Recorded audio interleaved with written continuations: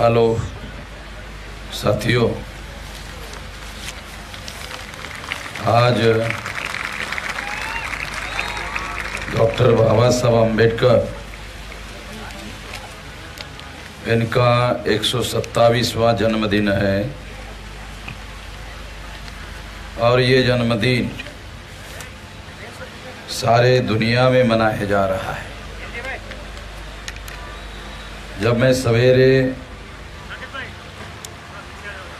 अहमदाबाद से गांधीधाम सवेरे पहुंचा तो मुझे अमेरिका से टेलीफोन आया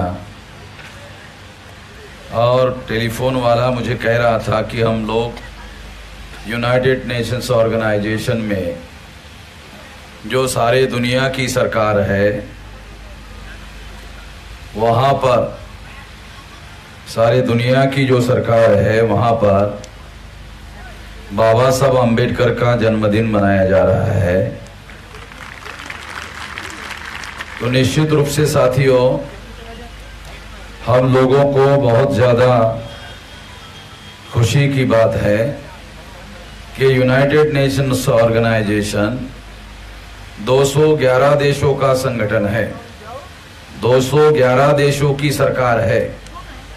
दुनिया में 211 देश है और 211 देशों की यूनाइटेड नेशंस ऑर्गेनाइजेशन सरकार है। वहाँ पर बाबा साहब अम्बेडकर का जन्मदिन मनाया जा रहा था, इसकी जानकारी वो लोग वहाँ बता रहे थे। तो निश्चित रूप से हम सब लोगों के लिए खुशी की बात है।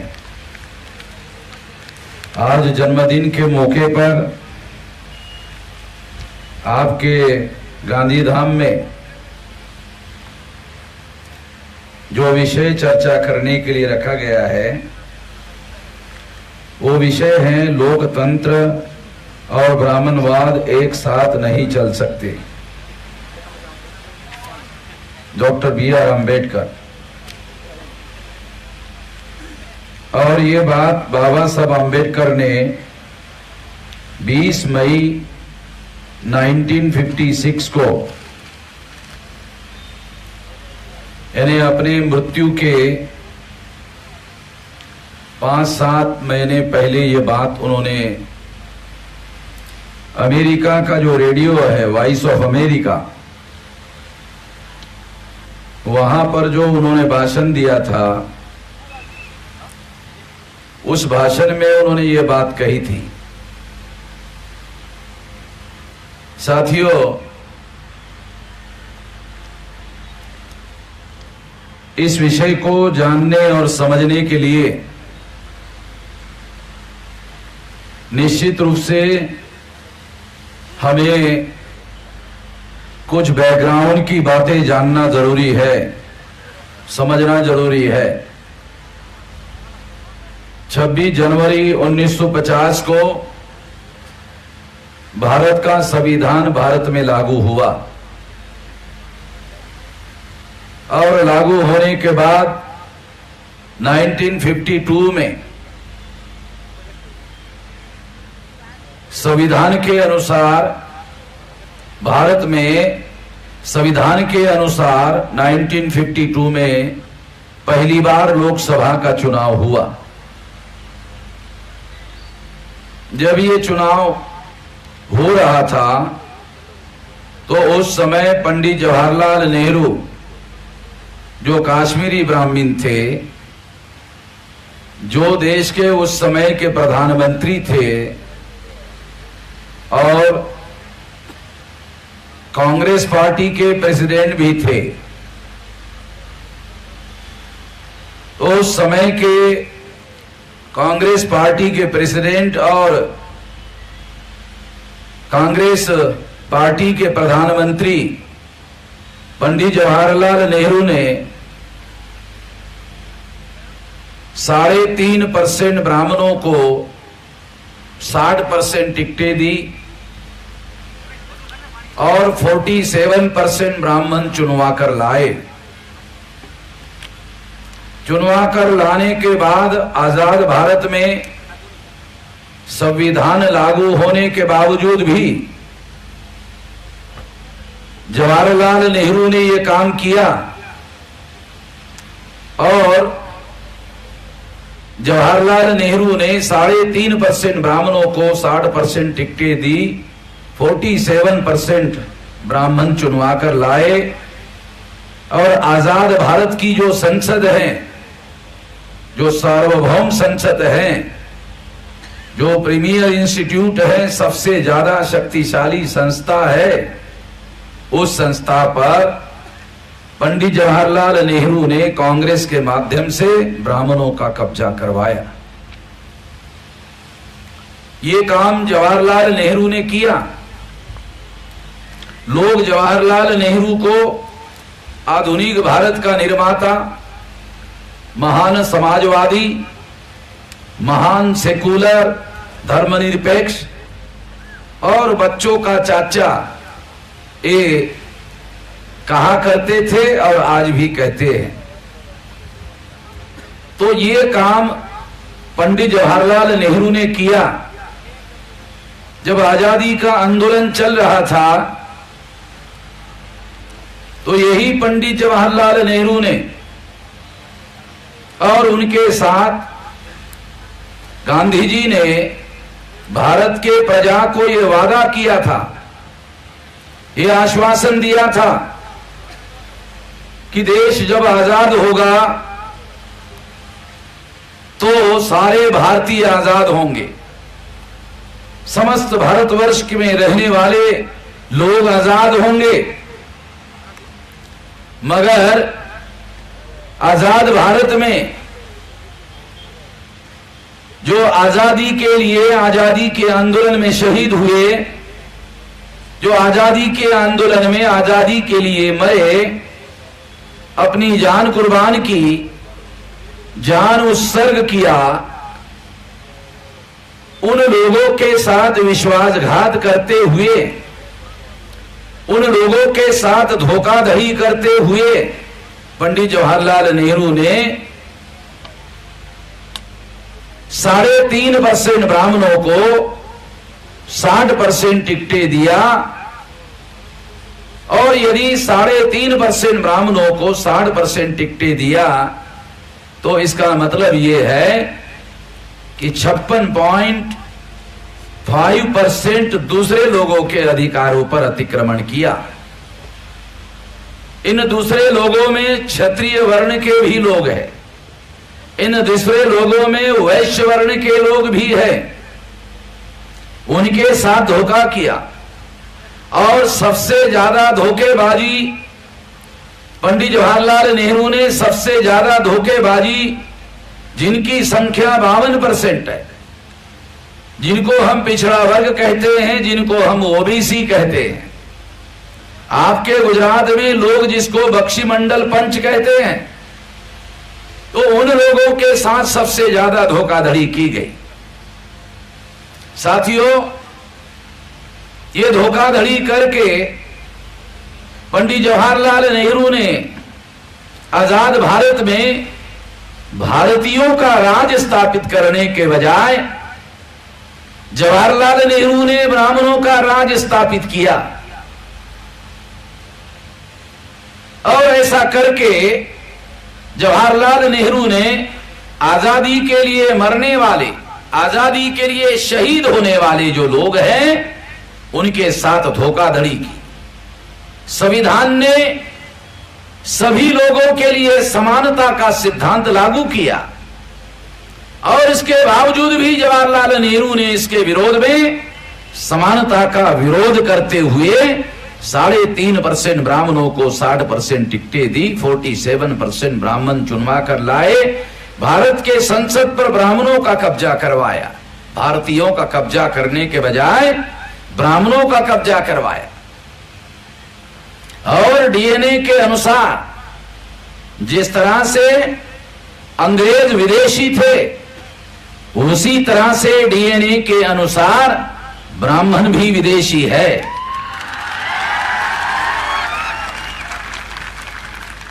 ब्राह्मण विदेशी है ऐसा कहने के बाद आप लोगों ने जो तालियां बजाई, इससे मैं यही अर्थ निकालता हूं कि आप लोग इसके बारे में जानकार हो गए।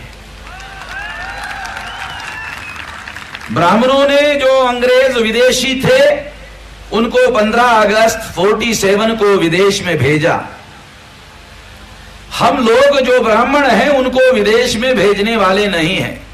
हम लोग उनको यहीं पर रहने के लिए कहने वाले हैं कि आप यहीं रहो, विदेश में मत जाओ, आप यहीं रहो, केवल भारत के संविधान के अनुसार, कानून के अनुसार यहीं रहो। जो संविधान का कानून है उसके अनुसार यहीं रहो। हम अंग्रेजों की तरह आप लोगों को विदेश में वापस जाने के लिए कहने वाले नहीं हैं, आप यहीं रहो, ये मैं कहने वाला हूं। ये बात तालियां बजाने वालों को अच्छी नहीं लगी होगी, मगर हम लोग उनको यहीं रहने के पक्षधर है। साथियों, ये काम पंडित जवाहरलाल नेहरू ने किया, संविधान के विरोध में जाकर यह काम किया। जवाहरलाल नेहरू ने कानून और संविधान के विरोध में जाकर यह काम किया। बाबा साहब आंबेडकर जीवित थे। बाबा साहब आंबेडकर ने ये सारा डाटा वो जानते थे, पहले से जानते थे।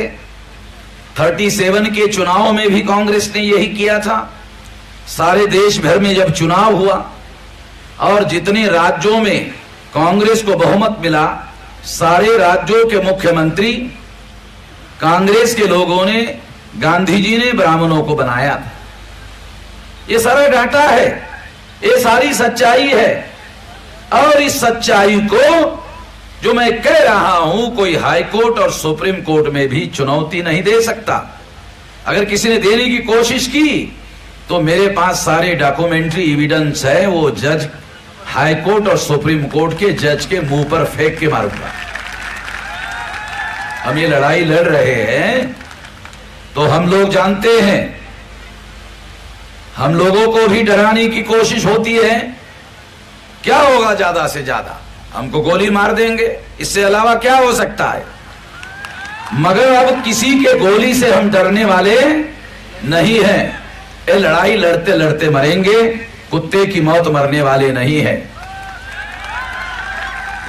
गली में कभी कुत्ता मर जाता है तो अखबार में खबर नहीं आती कि ये कुत्ता उस फलाने गली में रहता था, बहुत ईमानदार था और उसी गली में रहता था, उसी गली में खाता था, टट्टी भी उसी गली में करता था और उसी गली में मर गया, बहुत ईमानदार कुत्ता था। ऐसी कोई खबर अखबार में छपकर नहीं आती है। तो हमें इस तरह से कुत्ते की तरह मरना नहीं है, लड़ते लड़ते मरना है। तो इसके बारे में किसी को डरने की कोई जरूरत नहीं है। और कोई अगर डराने की कोशिश करता है तो हमारा संकल्प और ज्यादा मजबूत होता है। हमारा जो इरादा है, हमारा जो संकल्प है, हमारा जो डिटर्मिनेशन है, वो और ज्यादा मजबूत होता है। तो हम डरने वाले नहीं हैं। ये बात सभी संबंधित लोग ध्यान रख ले। और जो लोग कानून का उल्लंघन करते हैं हमारे विरोध में, ये कार्यक्रम होने के बाद कल मैं उनको देखने वाला हूं। कल उनके खिलाफ मैं अपने लेवल पर कार्रवाई शुरू करूंगा। आज हमारा दिन है, बाबा साहब आंबेडकर का दिन है।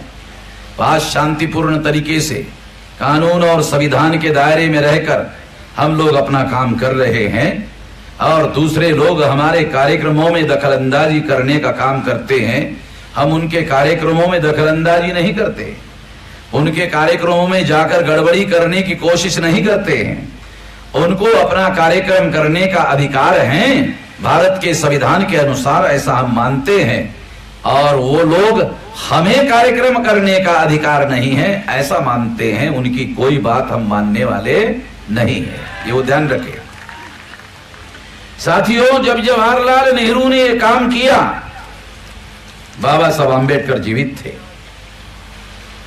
और उन्होंने सारी बातें देखी, उन्होंने अभ्यास किया और 1956 को 20 मई 1956 को कोलंबिया यूनिवर्सिटी ने, जहां उन्होंने पढ़ाई की थी, और जहां कोलंबिया यूनिवर्सिटी को जब 250 साल पूरे हुए, तो कोलंबिया यूनिवर्सिटी के 250 साल के बाद कोलंबिया यूनिवर्सिटी के मैनेजमेंट ने एक्सपर्ट्स लोगों की कमेटी बनाई, ये ढूंढने के लिए कि 250 साल में यहां कई कई लाख बच्चे पढ़कर चले गए, उसमें सर्वश्रेष्ठ बच्चा विद्यार्थी कौन है, पहले नंबर का विद्यार्थी कौन है।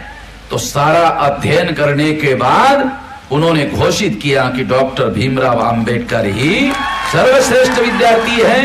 250 साल के अंदर उस कोलंबिया यूनिवर्सिटी ने बाबा साहब अंबेडकर को दुनिया का सर्वश्रेष्ठ संविधान लिखने के लिए डॉक्टर ऑफ लॉ का खिताब देने के लिए कोलंबिया यूनिवर्सिटी ने बाबा साहब अंबेडकर को अमेरिका में आमंत्रित किया। और जब बाबा साहब अंबेडकर अमेरिका में आमंत्रित करने के बाद गए, वहां उनको डॉक्टर ऑफ लॉ का खिताब दिया गया।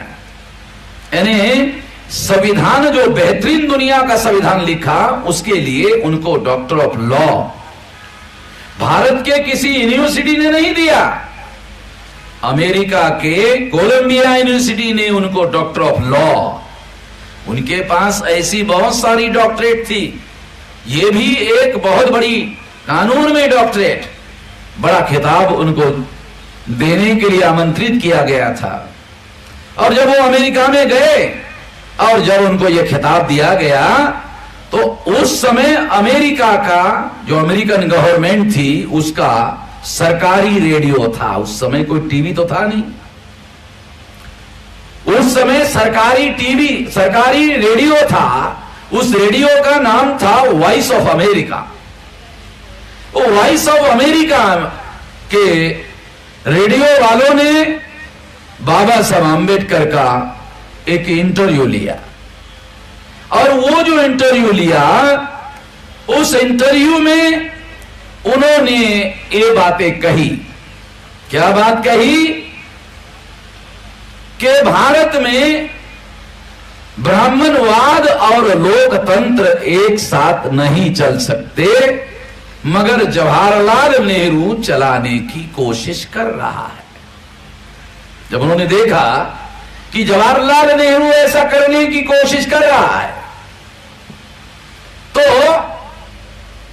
उन्होंने जवाहरलाल नेहरू को अमेरिका के वॉइस ऑफ रेडियो के द्वारा जवाब दिया कि जवाहरलाल, तुम ब्राह्मणवाद और लोकतंत्र को एक साथ चलाने की कोशिश कर रहे हो, ब्राह्मणवाद और लोकतंत्र एक साथ नहीं चल सकता।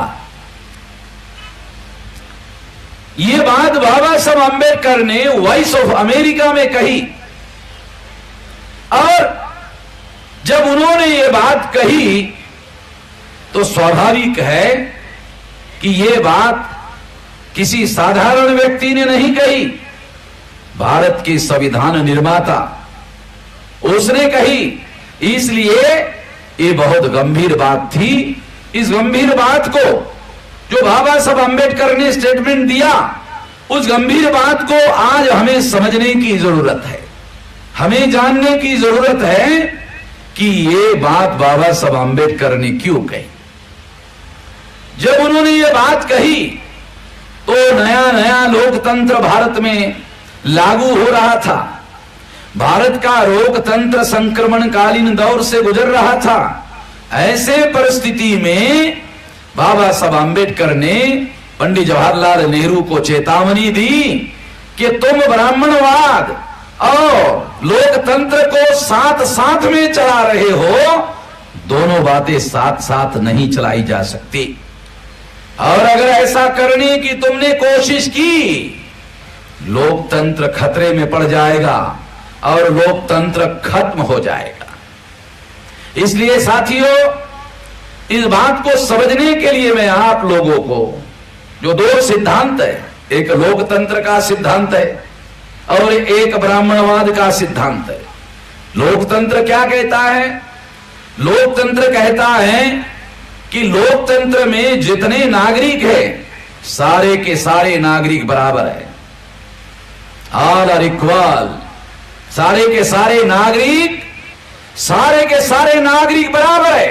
भारत के संविधान के अनुसार भारत के संविधान ने ब्राह्मणों को ब्राह्मण के तौर पर मान्यता नहीं दी और कहा ब्राह्मण भी भारत के केवल सिटीजन ऑफ इंडिया है। भारत के ब्राह्मण ब्राह्मण नहीं है, भारत के क्षत्रिय क्षत्रिय नहीं है, वैश्य वैश्य नहीं है, शूद्र शूद्र नहीं है, शेड्यूल कास्ट शेड्यूल ट्राइब नहीं है, शेड्यूल ट्राइब नहीं है, नॉमेडिक ट्राइब नहीं है। ये सारे के सारे लोग सिटीजन ऑफ इंडिया है, भारत के नागरिक है। और सारे के सारे नागरिक कानून के अनुसार सभी के सभी समान है, ऑल आर इक्वल्स, सभी समान है। तो ये जो समानता का सिद्धांत है वो भारत के संविधान ने सभी, पहले तो 21 साल के उम्र के व्यक्ति को और बाद में 18 साल के व्यक्ति को, सभी को बराबर का वोट का अधिकार बहाल किया। और ये जो बराबरी का वोट का अधिकार बहाल किया, इसके आधार पर भारत में राजनीतिक समानता को लागू कर दिया गया, इक्वेलिटी को लागू कर दिया गया। तो लोकतंत्र का जो मौलिक सिद्धांत है वो मौलिक सिद्धांत है समानता। समानता के आधार पर लोकतंत्र चलता है, ये लोकतंत्र का सिद्धांत है। दूसरी बात, बाबा साहब आंबेडकर कहते हैं ये जो ब्राह्मणवाद है, जिसे अंग्रेजी में ब्राह्मणिज्म कहा जाता है,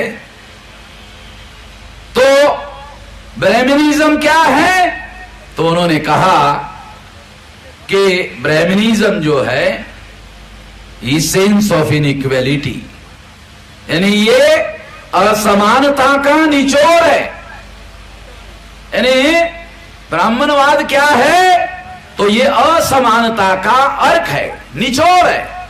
इतनी असमानता इसके अंदर है कि ब्राह्मणवाद को अगर एक लाइन में समझा जाए तो एक लाइन में बाबा साहब आंबेडकर ने कहा कि ब्राह्मणिज्म ये असमानता का अर्क है, निचोड़ है।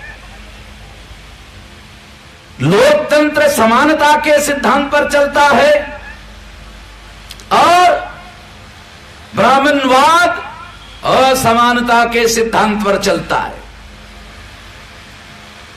लोकतंत्र समानता के सिद्धांत पर चलता है और ब्राह्मणवाद असमानता के सिद्धांत पर चलता है। अगर दोनों को एक साथ चलाया गया, अगर दोनों को एक साथ चलाया गया तो दोनों एक साथ नहीं चल सकते। या तो लोकतंत्र ब्राह्मणवाद को खत्म कर देगा या तो ब्राह्मणवाद लोकतंत्र को खत्म कर देगा। बाबा साहब आंबेडकर का इशारा था, बाबा साहब आंबेडकर की चेतावनी थी और इसलिए उन्होंने जवाहरलाल नेहरू को चेतावनी देने की कोशिश की कि यह बहुत खतरनाक बात है। आज हम क्या देखते हैं, आज क्या हो रहा है, आज की बात को समझने की कोशिश करो तो बाबा साहब आंबेडकर ने 1956 में जो कहा था उसका पता चलता है। साथियों, आज की परिस्थिति को थोड़ा जानने की कोशिश करो। 2009 में जब चुनाव हुआ था तो इस देश में आप लोग सुनकर हैरान हो जाओगे कि हमारे देश में 3.5% ब्राह्मणों की 5 नेशनल लेवल की पार्टियां है। पहली नेशनल लेवल की पार्टी कांग्रेस, आज भी 6.5 लाख गांव की पार्टी कांग्रेस ही है, बीजेपी नहीं है। बेशक बीजेपी सेंट्रल में गवर्नमेंट है, मगर 6 लाख गांव की पार्टी आज भी भारतीय जनता पार्टी नहीं है। और इसलिए साथियों, इसलिए आज भी सबसे बड़ी पार्टी भारतीय जनता पार्टी नहीं है, कांग्रेस ही है। 6.5 लाख गांव की पार्टी है। यह 1885 को बनाई गई। चटर्जी, मुखर्जी, बनर्जी, गोखले, तिलक, आगरकर, इन ब्राह्मणों ने बनाई। ये ब्राह्मणों की पार्टी। दूसरी पार्टी भारतीय जनता पार्टी। ये भारतीय जनता पार्टी बनने के पहले जनसंघ था, और जनसंघ को संघ ने बनाया था, आरएसएस ने बनाया था, और उसका पहला राष्ट्रीय अध्यक्ष श्यामा प्रसाद मुखर्जी बंगाली ब्राह्मण था। तो ये भी ब्राह्मणों की पार्टी।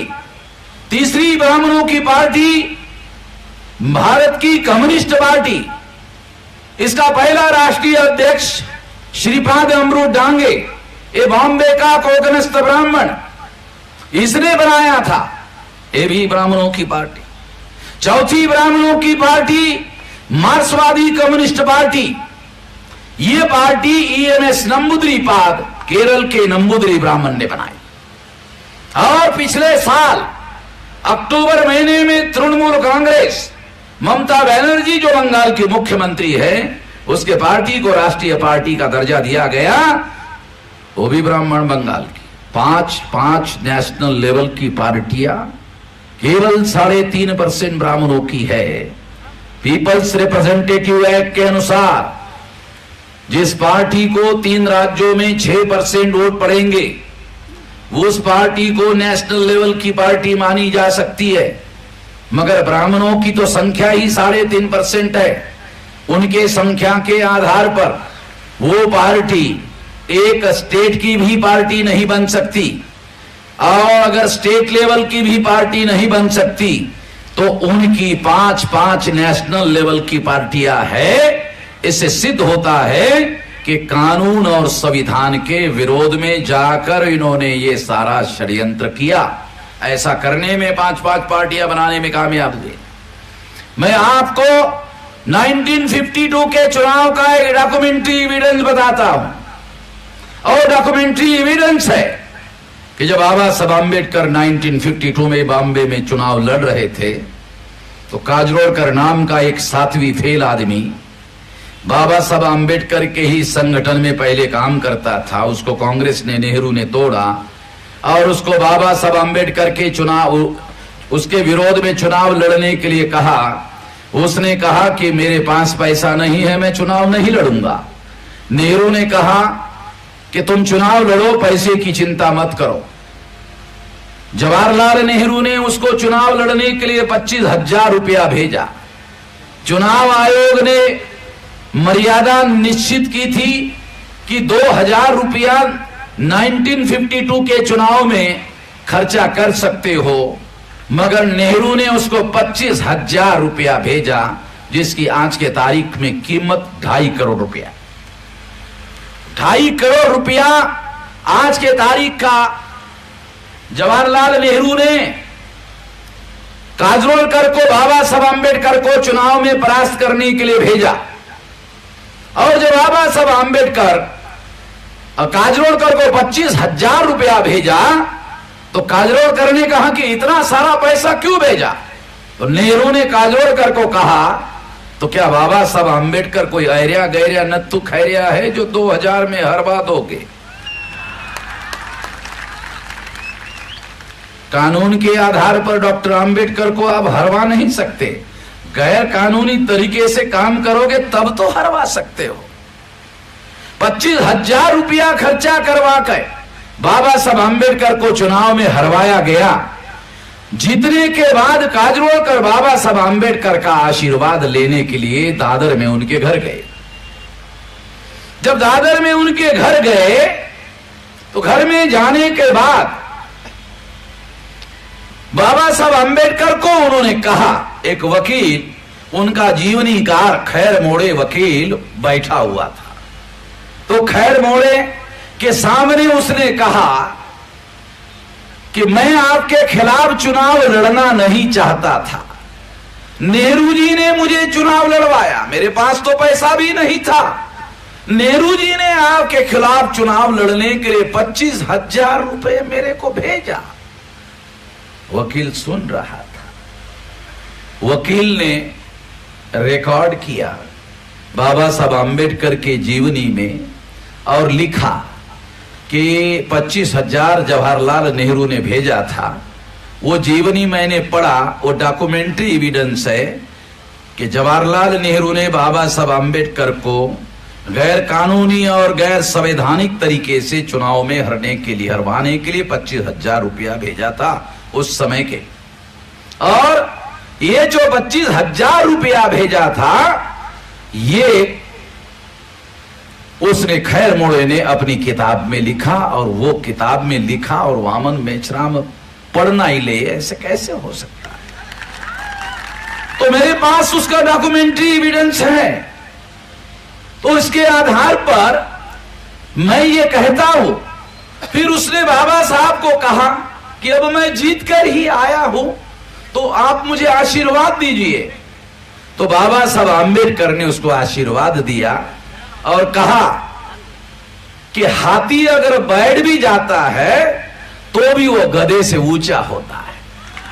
आशीर्वाद देते वक्त बाबा साहब आम्बेडकर ने आशीर्वाद दिया, कहा कि हाथी अगर बैठ भी जाता है तो वो भी गधे से ऊंचा होता है, और तुम्हें मेरा आशीर्वाद है, जाओ। तो साथियों, मैं ये उदाहरण आपको बता रहा हूं।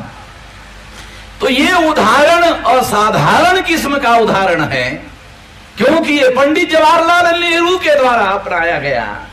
स्वाभाविक रूप से अगर बाबा साहब आम्बेडकर को चुनाव में हरवाने के लिए 25,000 रुपया देकर नेहरू ने भ्रष्टाचार करवाया, जब नेहरू ने भ्रष्टाचार करवाया और भ्रष्टाचार करवा के चुनाव जीतवाया, तो इससे सिद्ध होता है कि नेहरू और कांग्रेस ने भ्रष्टाचार से आज तक चुनाव जीता। इन ब्राह्मणों ने, जो 3.5% ब्राह्मण हैं, गांव के ग्राम पंचायत का पंच नहीं चुन सकते, सरपंच कहां से चुनेंगे? अगर देश में ईमानदारी से चुनाव हो तो ये गांव के पंच का चुनाव नहीं जीत सकते 3.5% वोटों के आधार पर, तो ये सरपंची का चुनाव कहां से जीत सकते? इसलिए साथियों, ये जो बात मैं आप लोगों को बता रहा हूं, ये बात इस बात का सबूत है, डॉक्यूमेंट्री एविडेंस है। क्योंकि मैं कोई भी बात बगैर डॉक्यूमेंट की नहीं बोलता हूं। 40 साल से बोल रहा हूं, किसी की मजाल नहीं जो कोर्ट में मेरे खिलाफ जाए, उसको मालूम है जाने वाले थे।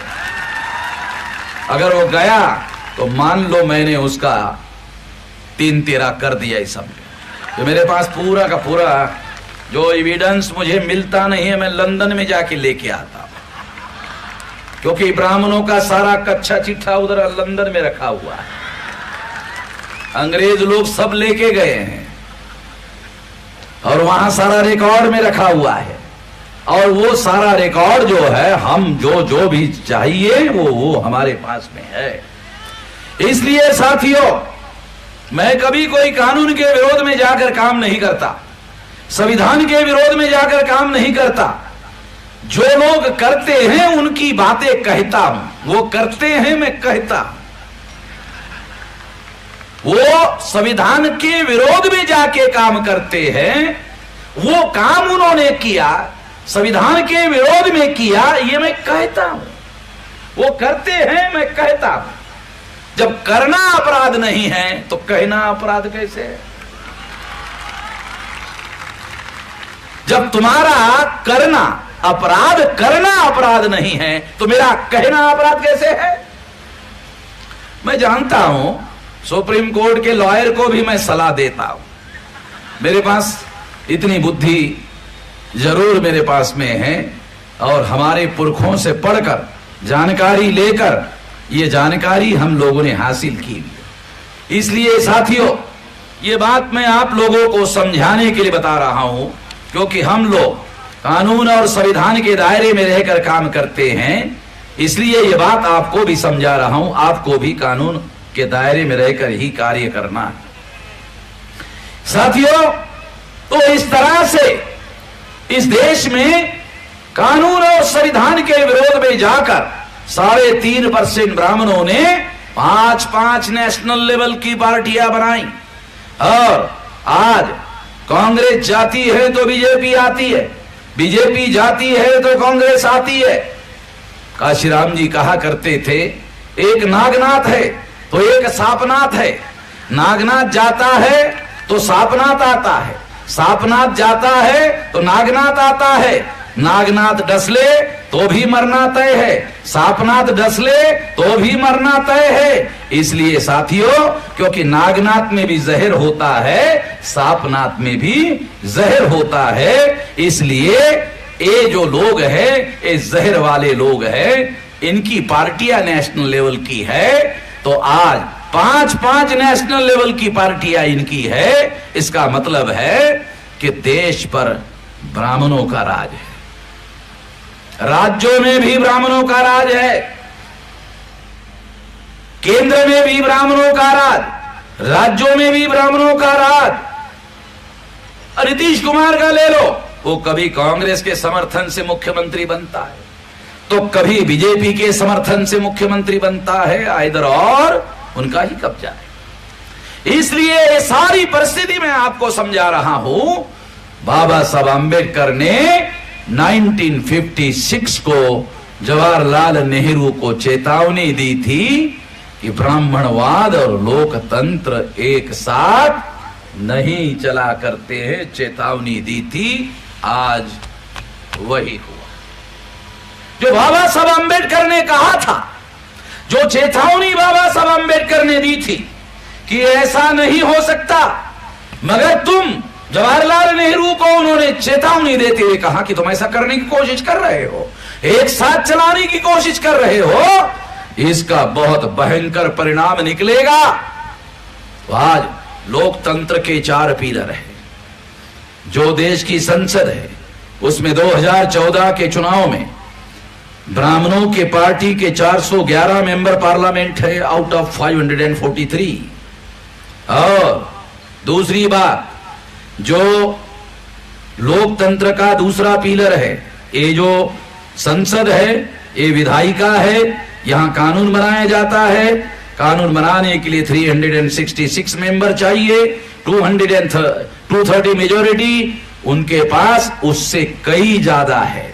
और कार्यपालिका में आईएएस, आईपीएस, आईआरएस अधिकारी, इनकी संख्या 79.2% है, ब्राह्मण और तत्सम, तो ये राउंड अबाउट 80% है। और तीसरा जो है जुडिशरी, ये जुडिशरी में 97% ब्राह्मण और तत्सम ऊंचे जाति के लोग हैं।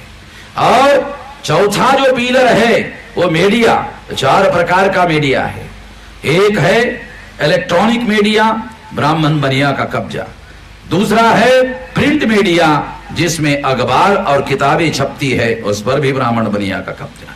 तीसरा मीडिया है मुरारी बापू, ट्रेडिशनल मीडिया, मुरारी बापू, आसाराम बापू, डोंगरे महाराज, ओझा महाराज, पाजा महाराज, राजा महाराज, एनियदर महाराज, बरजा कुचा महाराज। सबके नाम लेने से समय बर्बाद करने की जरूरत नहीं है, ये भी उनके ही नियंत्रण में है। और चौथा मीडिया है होकल मीडिया, जैसे मैं माइक से बोल रहा हूं, भारत के मूल निवासी 7,500 बोली भाषा बोलते हैं। जैसे आपकी कच्छी है, ये कच्छी बोली भाषा है, इसकी कोई स्क्रिप्ट नहीं है, इसकी कोई लिपि नहीं है। उसी तरह की 7,500 बोलियां भारत में बोली जाती है, इसको शासन में मान्यता नहीं है। भारत में ब्राह्मण ग्रंथ भाषा बोलते हैं, ग्रंथ भाषा ही लिखते हैं, उनको मान्यता है। इस पर भी उन्हीं लोगों का कब्जा है, तो मीडिया पर भी उनका ही कब्जा है। लोकतंत्र के 4 पिलर पर आज के तारीख में ब्राह्मण और तत्सम ऊंचे जाति के लोगों का कब्जा है, और ये सारा का सारा कब्जा ब्राह्मणों की वजह से है। आप सुनकर हैरान हो जाओगे कि सारी पार्टियां ब्राह्मणों की है, 6% क्षत्रिय है, क्षत्रियों की एक भी पार्टी नहीं है। उत्तर प्रदेश के अमर सिंह ने पार्टी बनाने की कोशिश की थी, अमर हो गए मगर पार्टी नहीं बना पाए। मैं कच्छ के जो क्षत्रिय है कभी कभी वो भी ब्राह्मणों के समर्थन में आ जाते हैं। मैं उनके बारे में भी चिंता करता कि उनके भी प्रशासन में आधा % लोग हैं। अरे तुम्हारी संख्या 6% है तो 6% तुम्हारे लोग प्रशासन में आने चाहिए। इसकी भी लड़ाई मैं लड़ रहा हूं, तुम मेरे खिलाफ लड़ रहे हो। अजीब आदमी हो भाई। वैश्यों की संख्या 5% है, प्रशासन में आधा % है। उन लोगों को भी संख्या के अनुपात में अधिकार मिलना चाहिए। ये लड़ाई भी मैं लड़ रहा हूं। और इन वैश्यों के सारे देश भर में अखबार है, अखबार वो वैश्यों के हैं, मेरी एक खबर भी नहीं छापते। अरे तुम्हारे भी हक के लिए लड़ रहा हूं। साथियों, मैं इसलिए ये बात कह रहा हूं क्योंकि मैं संविधान को मानता हूं और भारत के प्रत्येक नागरिक को बराबरी का अधिकार है। ये बात हम तस्लीम करते हैं, स्वीकार करते हैं, व्यवहार में स्वीकार करते हैं, इसलिए इस बात को कह रहे हैं। इसलिए साथियों, बाबा साहब आंबेडकर ने कहा था कि यदि 1956 के पहले जवाहरलाल नेहरू ने ब्राह्मणवाद और लोकतंत्र को एक साथ चलाने की कोशिश की, गैर बराबरी और बराबरी को साथ में लेकर चलने की कोशिश की, तो स्वाभाविक है जो गैर बराबरी है, जो ब्राह्मणवाद है, वो ब्राह्मणवाद धीरे धीरे मजबूत हुआ। 50 में मजबूत हुआ, 56 में मजबूत हुआ, 60 में मजबूत हुआ, 70 में मजबूत हुआ, 80 में मजबूत हुआ, 90 में मजबूत हुआ, 2000 में मजबूत हुआ। लगातार ब्राह्मणवाद मजबूत होता रहा, लगातार ब्राह्मणवाद मजबूत होता रहा। और होते होते आज स्थिति यह है कि भारत में लोकतंत्र खत्म हो गया और लोकतंत्र की जगह ब्राह्मण तंत्र स्थापित हो गया। क्योंकि ये जो चारों पिलर है, ये चारों पिलर पर ब्राह्मणों ने कब्जा किया। इससे सिद्ध होता है कि भारत में लोकतंत्र खत्म हो गया है और उसके जगह ब्राह्मण तंत्र स्थापित हो गया। आप लोगों की समस्याओं का समाधान क्यों नहीं हो रहा है? किसान आत्महत्या कर रहे हैं, किसान की समस्या का समाधान क्यों नहीं हो रहा है? क्योंकि ब्राह्मण तंत्र स्थापित हो गया। शेड्यूल कास्ट की समस्या का समाधान क्यों नहीं हो रहा? क्योंकि ब्राह्मण तंत्र स्थापित हो गया। शेड्यूल ट्राइब की समस्या का समाधान क्यों नहीं हो रहा? क्योंकि ब्राह्मण तंत्र स्थापित हो गया। 52% पिछड़े वर्ग के लोग हैं, ओबीसी के लोग हैं, उनकी गिनती नहीं हो रही है। हिजड़ों की गिनती होती है, पिछड़ों की गिनती नहीं होती है। कुत्तों की गिनती होती है, जानवरों की गिनती होती है, मगर पिछड़ों की गिनती नहीं होती है। ये लोग ब्राह्मणवादी लोग कर नहीं रहे। अंग्रेजों ने किया था मगर ये लोग नहीं कर रहे हैं। इसका मतलब ये है कि 52% लोगों की भी समस्या का समाधान नहीं हुआ। इन लोगों ने माइनॉरिटी की भी समस्या का समाधान नहीं किया, मुसलमानों की समस्याओं का समाधान नहीं किया, क्रिश्चियनों की समस्याओं का समाधान नहीं किया। और लिंगायत कहते हैं सड़कों पर लाखों लाख लोग आए, कहा हम हिंदू नहीं हैं। जबरदस्ती से कह रहे नहीं नहीं तुम हिंदू। अरे तो हम कह रहे भाई, हम खुद कह रहे हम हिंदू नहीं है, और जबरदस्ती से कह रहे तुम नहीं नहीं तुम हिंदू ही हो। जबरदस्ती गुलाम बनाने का षड्यंत्र चल रहा है। बुद्धिस्ट लोगों का जो गया में मंदिर है उस पर ब्राह्मणों का व्यवस्थापन है। जैन लोग जो है, ये अमित शाह बीजेपी का राष्ट्रीय अध्यक्ष है, जैन है और कहता है हिंदू है। इसको तो अपने को कौन है यही पता नहीं। गुलामी की भी हद होती है, गुलामी की भी हद होती है। अरे तुम धर्म से जैन हो और जैन हिंदू है ही नहीं, फिर भी कहते हो हिंदू है। तो जो सच्चाई है वो मैं आपको बता रहा हूं। इसलिए ये सारे लोग जो है ये दुखी है। अगर ये सारे के सारे लोग दुखी है और कोई भी अगर खुश नहीं है तो सवाल आता है कि ये जो बहुसंख्याक लोग हैं ये दुखी क्यों है? क्योंकि ब्राह्मण तंत्र है, लोकतंत्र नहीं है। अगर लोकतंत्र होता तो लोगों की समस्याओं का समाधान होता। लोकतंत्र खत्म कर दिया गया है। इसलिए बाबा साहब आंबेडकर ने 1956 को अमेरिका के वॉइस ऑफ रेडियो पर भाषण देते हुए, इंटरव्यू देते हुए नेहरू को चेतावनी दी थी कि ऐ नेहरू, तुम गलत दिशा में जा रहे हो, इसका नतीजा बहुत गंभीर निकलने वाला है। और आज वही बात सामने आ, आज परिस्थिति यह है कि ब्राह्मणवाद को अगर खत्म करना है तो ब्राह्मणवाद को खत्म करने के बाद लोकतंत्र आएगा। तो ब्राह्मणवाद को खत्म होगा, क्रांति करनी होगी। और क्रांति करना ये बहुत दुखदाई और पीड़ादायी बात है। फ्रांस में जब क्रांति हुई तो क्रांति करने वाले लोगों ने राजमहल में, जो राजा बैठा था राजमहल के सामने इकट्ठा हुए, कई लाख लोग इकट्ठा हुए फ्रांस में, और राजा के घर में घुसे, राजा को पकड़कर मैदान में लाया और मैदान में लाके उसको संगीन उसके पेट में घुसाकर उसकी लाश को संगीन में लेकर ऐसे चल रहे थे। ब्लड रिवॉल्यूशन हुआ, खूनी क्रांति हुई, उसको मार दिया गया। तो कच्छ के ब्राह्मण हमको बोलने के लिए भी मना कर रहे हैं। ये तो शांतिपूर्ण है भाई, हम कोई संगीन नहीं चला रहे। अब तुम चाहते हो तो फिर हमारी मर्जी, अगर तुम यही चाहते हो, हमारी तो इच्छा है नहीं। हमारी तो इच्छा संविधान में रहो, दायरे में रहो, और हमारा भी अधिकार रहो और तुम्हारा भी अधिकार रहे। तुम्हारे पुरखों ने, ब्राह्मणों ने मनुस्मृति लिखी, हमको अधिकार नहीं दिया। हमारे बाप ने संविधान लिखा, तुमको भी अधिकार दिया, हमको भी अधिकार दिया। तुम्हारे बाप ने तो नहीं दिया। जब तुम्हारे बाप ने मनुस्मृति नाम का संविधान लिखा तो हमको अधिकार नहीं दिया, मगर हमारे बाप ने जब लिखा तो हमको भी दिया और तुमको भी दे दिया। तो तुमको भी अधिकार मिलना चाहिए, हमको भी अधिकार मिलना चाहिए और व्यवहार में लागू होना चाहिए। भारत के संविधान के आर्टिकल 19 में हमें बोलने का मौलिक अधिकार है, और हमारे बोलने का जो मौलिक अधिकार है वो किसी के बाप की मजाल नहीं है जो हमारा अधिकार छीन ले। किसी की औकात नहीं है जो हमारा अधिकार छीन ले। नरेंद्र मोदी देश का प्रधानमंत्री है, वो बाबा साहब अंबेडकर की जय जयकार कर रहा है, सारे देश भर में जय जयकार कर रहा है, और अपने भाषण में कह रहा है कि बाबा साहब अंबेडकर नहीं होते तो मैं भी प्रधानमंत्री नहीं बनता। अरे मैंने रेडियो पर सुना।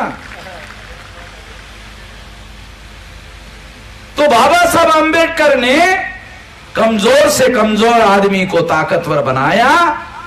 अगर प्रधानमंत्री नरेंद्र मोदी हमें बोलने के लिए कच्छ में परमिशन दे रहा है और जो ब्राह्मण है वो मना कर रहे, भारत का प्रधानमंत्री हमको अनुमति दे रहा है और कच्छ के जो ब्राह्मण हैं वो मना कर रहे हैं, तो हम नरेंद्र मोदी को चिट्ठी लिखेंगे, भाई इनका बंदोबस्त करो,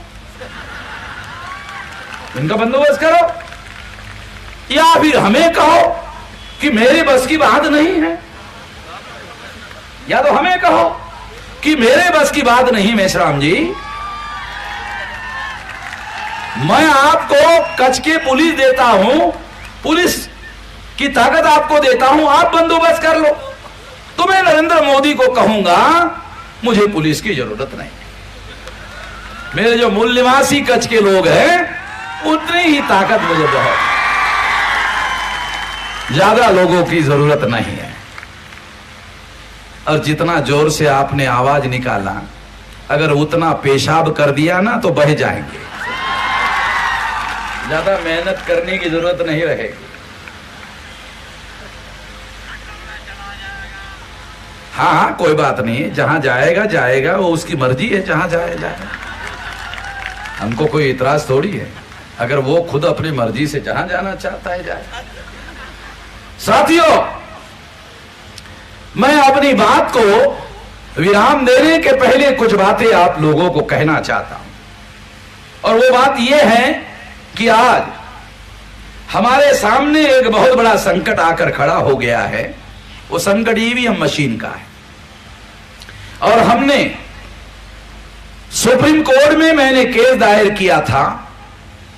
आपको पहले भी मैंने बताया था, 24 अप्रैल 2017 को सारे डॉक्यूमेंट्री, जैसे मैं कहते रहता हूं कि मैं डॉक्यूमेंट्री एविडेंस रखने वाला आदमी, सुप्रीम कोर्ट के जज के सामने मैंने ईवीएम मशीन के विरोध में सारे डॉक्यूमेंट्री एविडेंस दिए, और डॉक्यूमेंट्री एविडेंस देने के बाद सुप्रीम कोर्ट ने मेरे फेवर में जजमेंट दिया ईवीएम मशीन के विरोध में, और कहा 2019 के चुनाव में 100% ईवीएम मशीन के साथ पेपर ट्रेल मशीन, घोटाला पकड़ने वाली मशीन लगाई जाएगी। यह निर्णय सुप्रीम कोर्ट ने मेरे केस में 24 अप्रैल 2017 को दिया।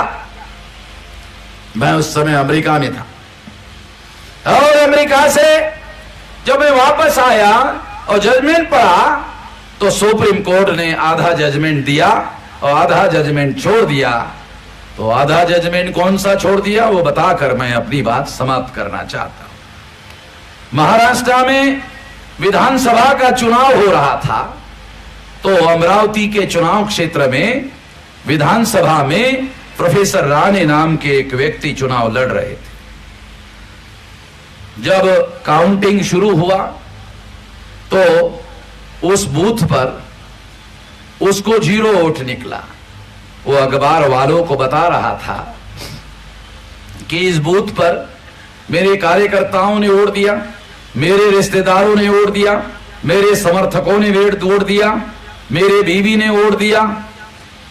मगर मैं ये बात स्वीकार करने के लिए तैयार हूं कि हो सकता है किसी ने भी मुझे वोट ना दिया हो, मगर मैं प्रोफेसर हूं और गधा नहीं हूं, बेवकूफ नहीं हूं, तो मैंने अपने आप को वोट नहीं दिया हो, ऐसा हो नहीं सकता।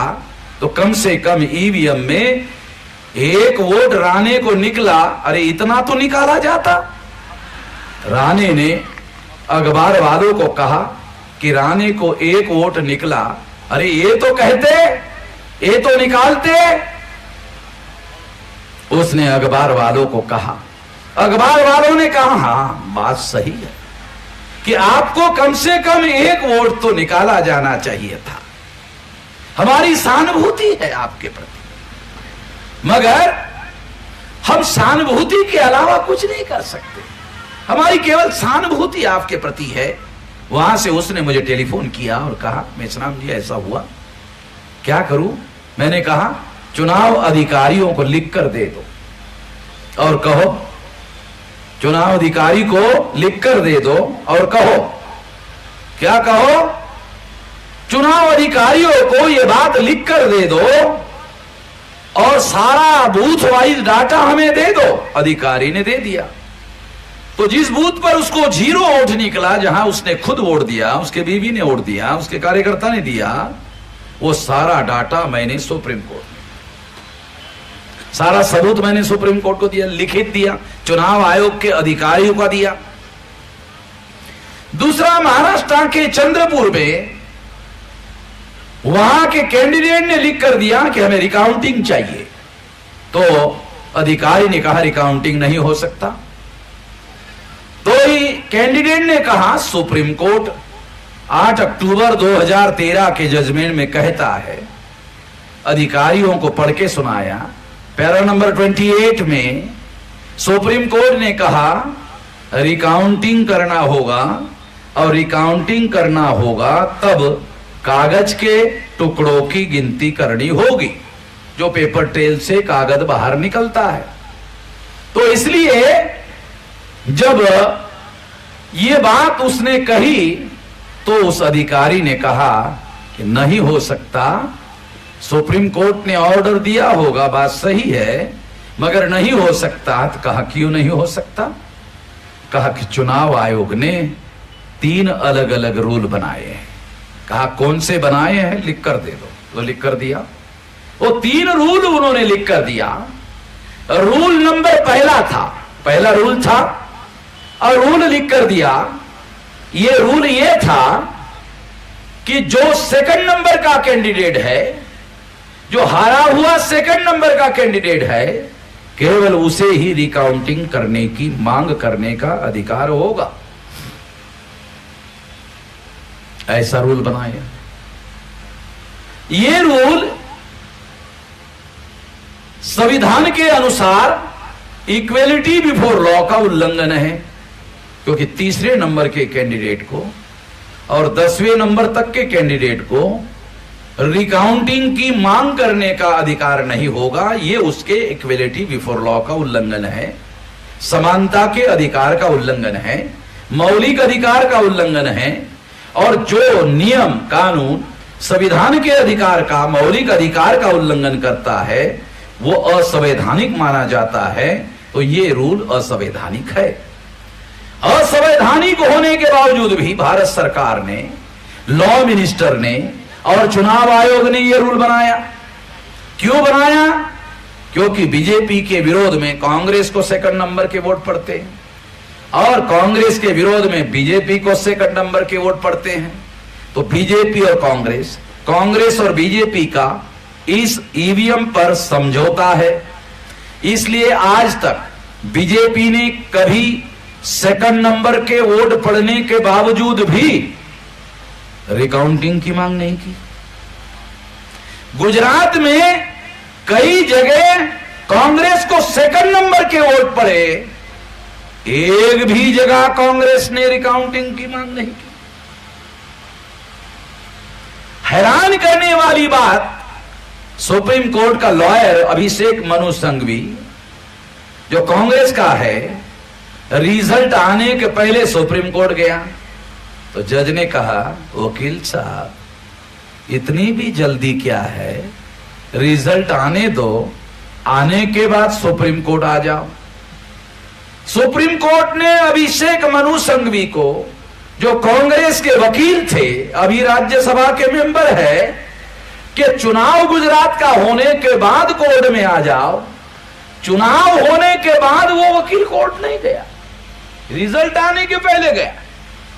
इसका मतलब है कांग्रेस और बीजेपी और कांग्रेस के बीच में आपसी समझदारी है, म्यूचुअल अंडरस्टैंडिंग है कि अगर बीजेपी को सेकंड नंबर के वोट पड़े तो बीजेपी रिकाउंटिंग की मांग नहीं करेगी, और कांग्रेस को सेकंड नंबर के वोट पड़े तो कांग्रेस के कैंडिडेट रिकाउंटिंग की मांग नहीं करेंगे। क्योंकि रिकाउंटिंग की मांग करते ही कागज के टुकड़ों की गिनती होगी, कागज के टुकड़ों की गिनती होते ही इलेक्ट्रॉनिक वोटिंग मशीन में जो घोटाला हुआ है वो घोटाला पकड़ में आ जाए।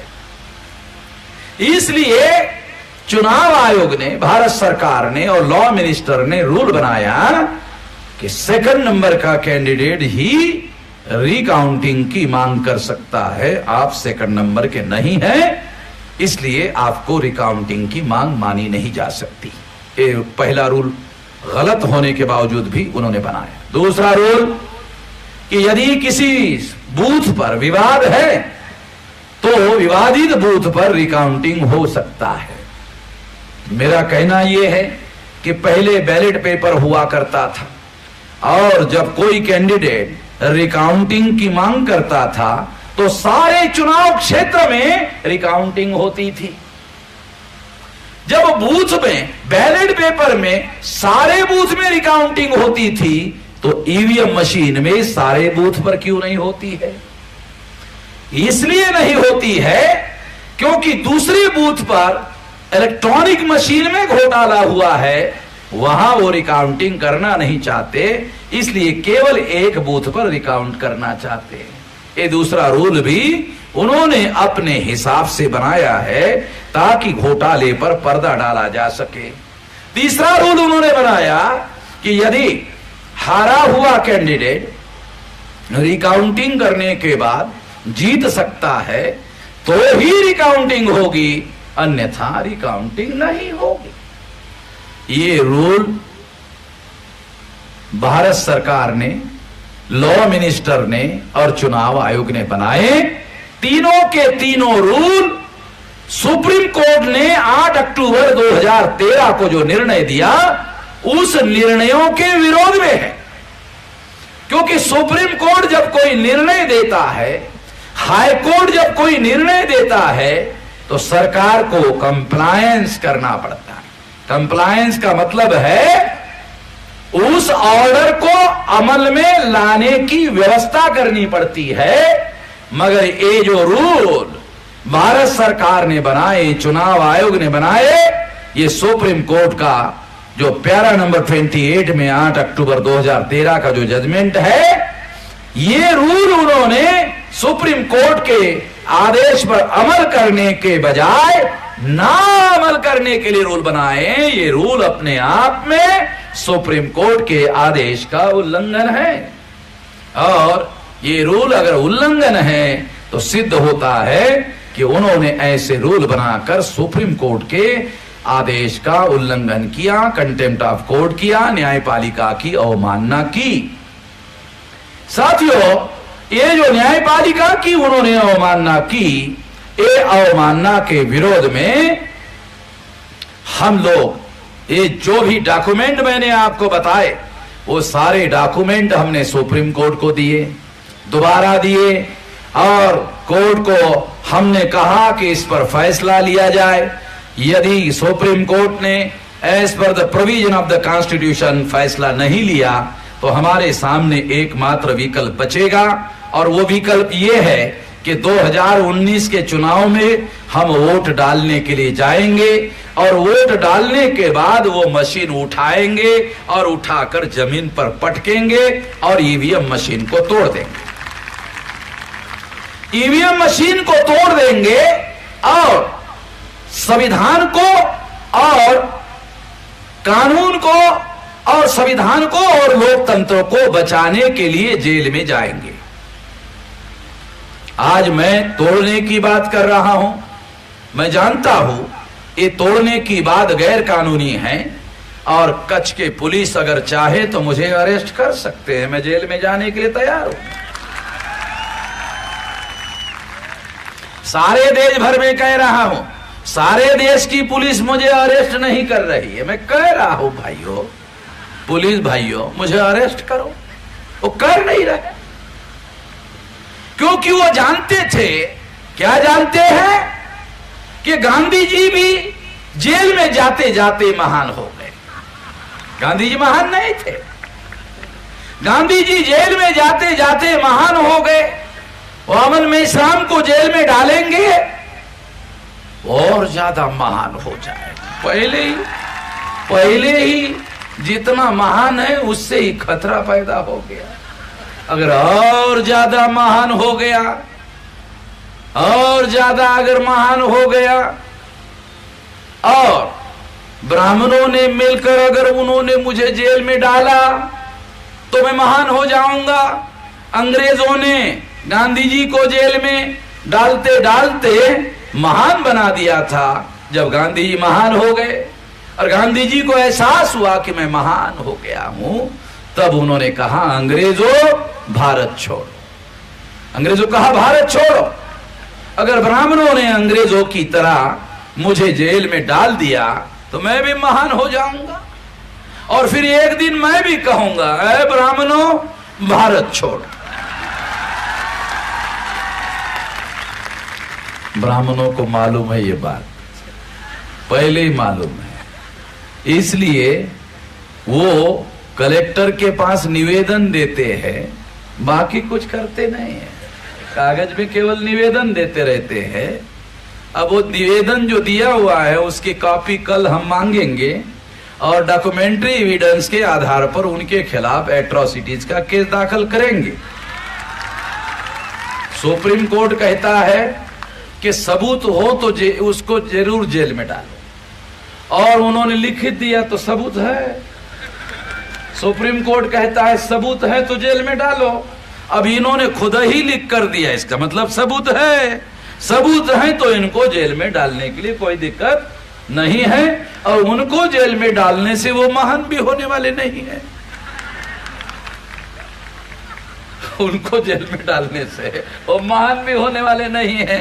तो इसलिए अब साथियों, आने वाले समय में हम लोग लोकतंत्र को बचाने के लिए, संविधान को बचाने के लिए हम ये काम करने वाले हैं। तो क्या आप, जो मैं सारे देश भर में ईवीएम मशीन को तोड़ने के लिए जनमत तैयार कर रहा हूं सारे देश भर में, तो जो लोग कच्छ के ईवीएम मशीन तोड़ने के लिए सहमत है वो हाथ खड़ा कर दे। 100%। अच्छा 100% है, 100%। तो जब ये हाथ में दिसंबर से खड़े करवा रहा हूं तो किसी ने राहुल गांधी को खबर दे दिया कि वामन मेश्राम ईवीएम मशीन के विरोध में हाथ खड़े करवा रहा है। तो दिल्ली में जो राहुल गांधी ने कांग्रेस का महाअधिवेशन लिया, उस अधिवेशन में उसने प्रस्ताव पारित किया कि बैलेट पेपर पर चुनाव होना चाहिए। आप लोगों ने पढ़ा होगा। तो दूसरे दिन मैंने अखबार पढ़ा कि कांग्रेस ने, राहुल गांधी ने बैलेट पेपर पर चुनाव होना चाहिए मांग किया। इसका मतलब है राहुल गांधी और सोनिया गांधी भी मानती है ईवीएम में घोटाला होता है।